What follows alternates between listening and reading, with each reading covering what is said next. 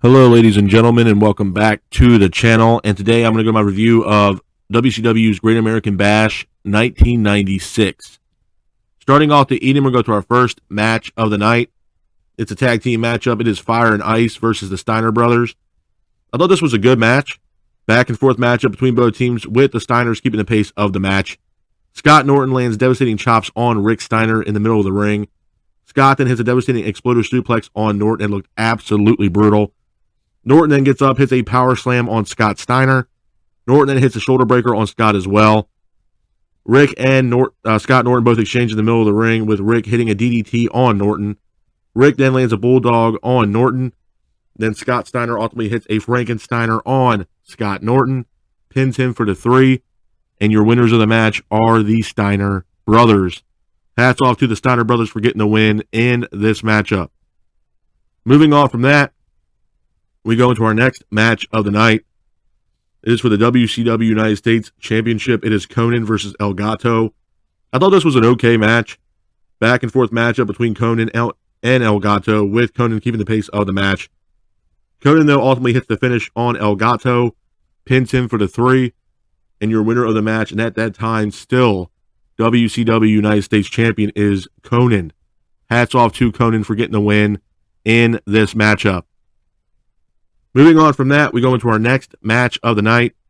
It is Diamond Dallas Page versus Marcus Bagwell. I thought this was an okay matchup. Back and forth matchup between DDP and Bagwell, with DDP keeping the pace of the match. DDP ultimately hits his signature diamond cutter on Marcus Bagwell, pins him for the 3, and your winner of the match is DDP. Hats off to DDP for getting the win in this matchup. Moving on from that, we go into our next match of the night. It is for the Cruiserweight Championship. It is Rey Mysterio Jr. versus Dean Malenko. The one interesting thing I saw about this matchup was, I think this was actually Rey Mysterio Jr.'s debut for WCW. The match itself was a great match. Back and forth matchup between Mysterio and Malenko. Mysterio hits a springboard drop kick, sending Dean to the outside. Dean was keeping the pace of the match, though, with Dean working on Rey Mysterio's arm. Rey Mysterio then hits a springboard somersault to the outside on Dean. Rey then hits a Frankensteiner off the top rope on Malenko as well. Malenko then ultimately hits a powerbomb on Rey Mysterio, pins him for the 3, and your winner of the match, and at that time, still WCW Cruiserweight Champion, is Dean Malenko. Hats off to Dean Malenko for getting the win in this matchup. Moving on from that, we go into our next match of the night. It is John Tenta versus Big Bubba Rogers. I thought this was an okay matchup. Back and forth matchup between Tenta and Bubba, with Tenta keeping the pace of the match, with Tenta ultimately getting the win in this matchup. Moving on from that, we go into our next match of the night. It is the Taskmaster versus Chris Benoit in a Falls Count Anywhere match. I thought this was a good match. Back and forth matchup between the Taskmaster and Benoit, with Benoit keeping the pace of the match. Benoit ultimately hits a superplex off a table, pins Taskmaster for the 3, and your winner of the match is Chris Benoit. Hats off to Chris Benoit for getting the win in that matchup. Moving on from that, we go into our next match of the night. It is Lord Steven Regal versus Sting. I thought this was a good matchup. Back and forth matchup between Regal and Sting, with Regal keeping the pace of the match. Regal then lands multiple European uppercuts on Sting, but Sting ultimately applies his signature Scorpion Deathlock on Steven Regal, and your winner of the match by submission is Sting. Hats off to Sting for getting the win in this matchup. Moving on from that, we go into our next match of the night. It's a tag team matchup. It is Ric Flair and Arn Anderson versus Kevin Green and Steve McMichael. I thought this was a good match.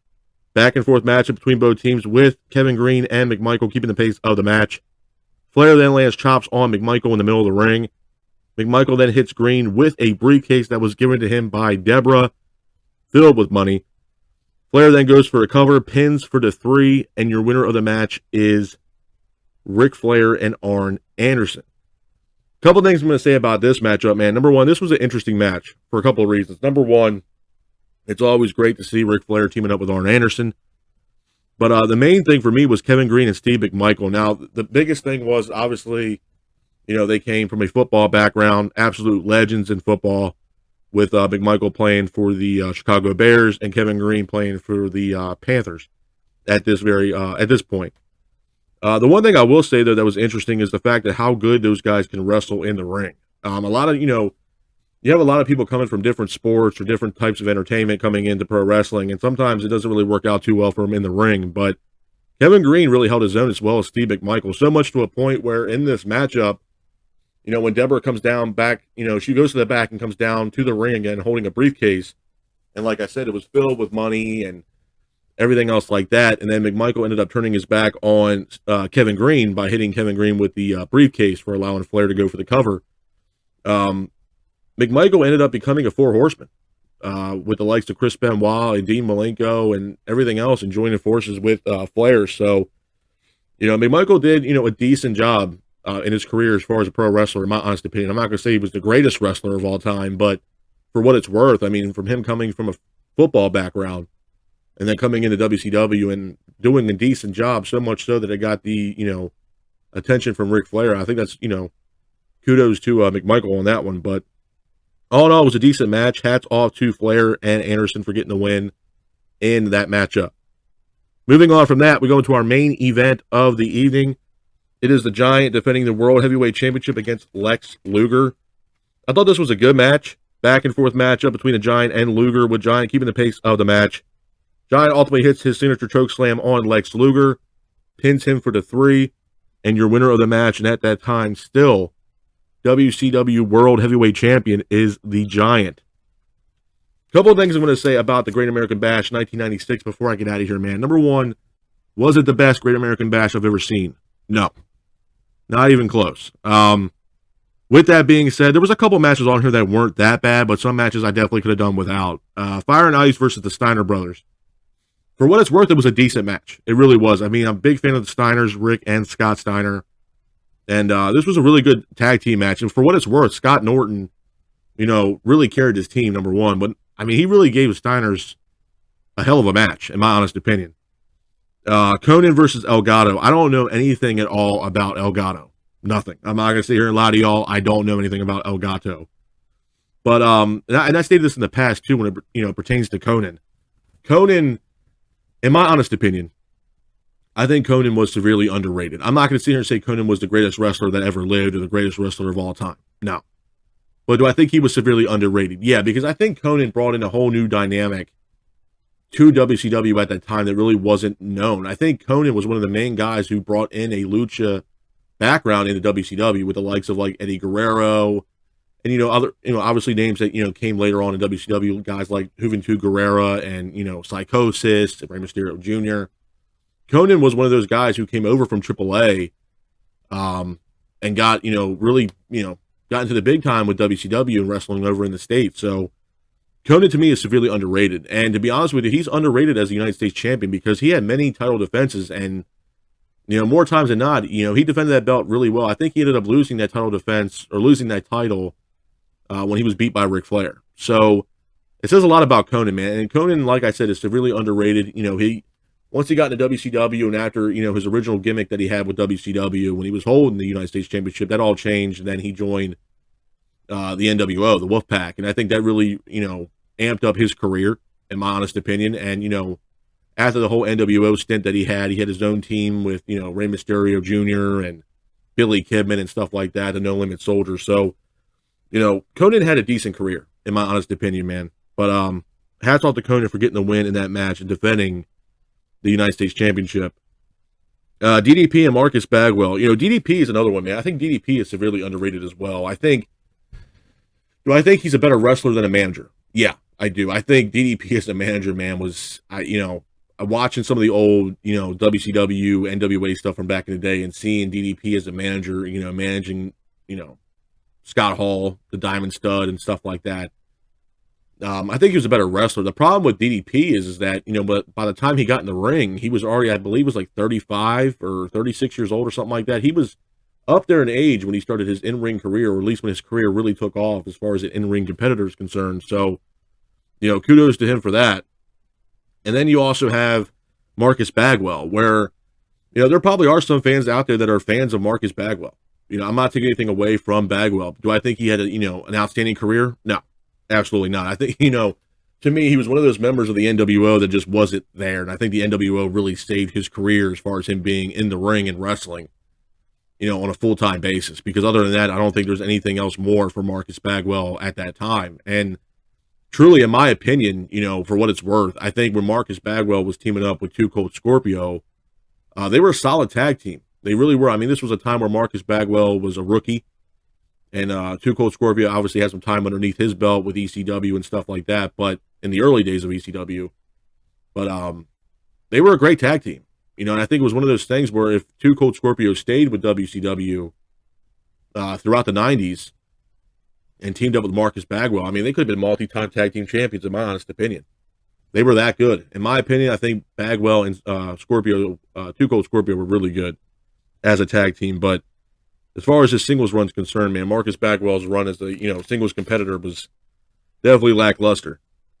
Moving on from that, the match of the night for me, man, 100% was the Rey Mysterio Jr. versus Dean Malenko for the Cruiserweight Championship. I thought that was a fantastic match. Like I said, I think it was Mysterio's WCW debut, if you will. He did a fantastic job, man. I mean, if you would have told me in 1996 that Rey Mysterio was going to be the superstar that he eventually became today, I don't know what I would have said, man, to be honest with you. I think Rey Mysterio, again, severely underrated, even at that time, and what he brought to the business, especially, WCW, was that high-flying luchador style that not a lot of people in the States really knew about.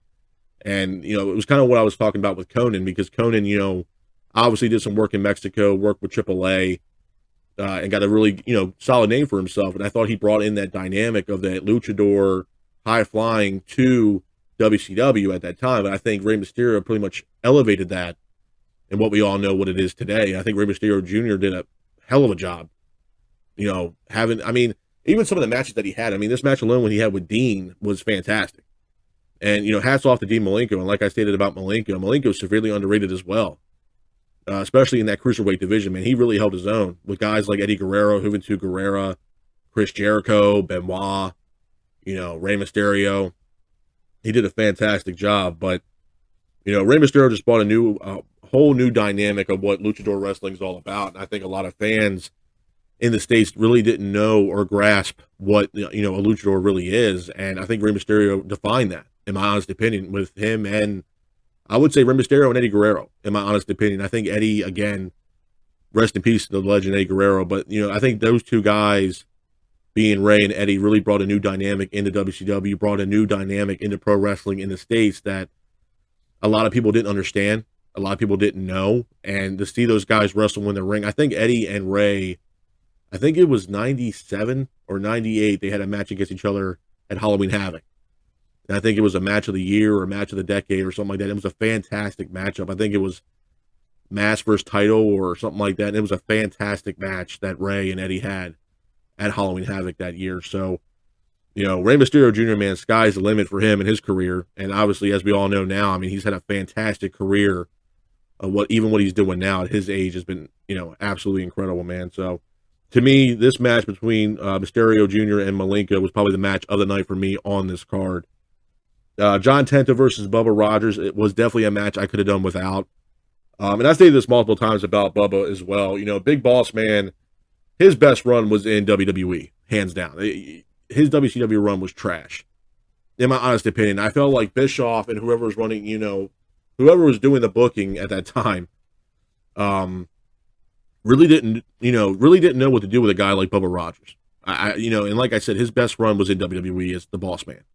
When he was, whether he was on a singles run as the Boss Man or he was teaming up with Akeem, and with that tag team, the Twin Towers, there was no other best suitable option for Boss Man at that time, unless it was Big Bubba Rogers, and it just didn't work out. I mean, eventually, did he go back to WWE? Yeah, he went back to WWE and the Attitude Era and stuff like that, and he kind of, reinvented the Boss Man character, but Boss Man was a WWE guy. He was never a WCW guy. It's the same thing with John Tenta. And now a lot of people don't know who John Tenta is. He's also known as the Earthquake. Earthquake had, his best run, again, was in WWE. When he had his singles run, and then when he was teaming up with Typhoon as the Natural Disasters, They were a force to be reckoned with, a great tag team, two giants in the ring. So, again, both these guys, their career was better left in WWE, in my honest opinion. The Taskmaster versus Chris Benoit. It was an okay match. It was a Falls Count Anywhere match. It was a decent match, but for what it's worth, I think Benoit, and I stated this in the past as well, Benoit's WCW career run was awful. Not for what he did in the ring, it's just they did not push this guy at all. He could have been multi-time world champion, multi-time United States champion. If you wanted to throw him in the cruiserweight division, I mean, despite what he has done in his personal life, and I'm not saying I agree with that at all, but as far as in-ring ability and in-ring talent, there's not, you can't take that away from that man. I mean, he was a great wrestler, great in-ring talent, and, he really knew how to wrestle. And every time he got in that ring, man, he gave 110%. And like I said, despite his personal life, which, yes, I don't agree with whatsoever, but as far as an in-ring wrestler, in-ring ability, an athlete, Benoit was a total package, in my honest opinion, man. Steven Regal versus Sting, another match that, this was towards, Sting turning into the Crow Sting that we all, knew. I don't think a lot of fans knew about the younger Sting than what he was in the NWA, early WCW days, but you could definitely tell at this point, even in this match, that Sting was going to probably take some time off, or, his character was going to change, because I think it was needed at that point. I mean, this is 1996, going into 97. I think a lot of people were getting tired of the old Sting. It was kind of the same thing with Hulk Hogan. They needed to see a change. They got tired of seeing the babyface Hogan. They wanted to see heel Hogan. And I think that's the same thing when it pertains to Sting as well. Like I said, Ric Flair and Arn Anderson versus Kevin Green versus McMichael, or Green and McMichael teaming up against Flair and Anderson. A solid match. And for what it's worth, I think McMichael did a hell of a job in this matchup. And then the main event, Giant versus Luger for the World Heavyweight Championship. It was an okay match. I mean, Giant ended up getting, being victorious in this match with the devastating chokeslam that he landed on Lex Luger to retain the World Heavyweight Championship. And, for the years of 96, mid-96 to 97, man, they were really, really pushing the Giant into the main event scene. I mean, really. I mean, the way they were hyping him up, being Andre's son, all this other stuff, they were really hyping him up to be the next Andre. Especially from the years of 96 going into 97. I mean, a lot of the main events was the Giant was in the main event, 100%. But just like I do with every single one of these pay-per-views, I always give these pay-per-views a rating from 1 out of 10. I'm going to have to give the Great American Bash 1996 a solid rating of a 4 at best. Like I said, it wasn't the worst Great American Bash, but it damn sure was not the best. So, like I said, I'm going to have to give Great American Bash 1996 a solid 4 at best. But this is my review of the Great American Bash 1996. I hope you guys are out there staying safe. Be careful, and remember, stay classic. Peace.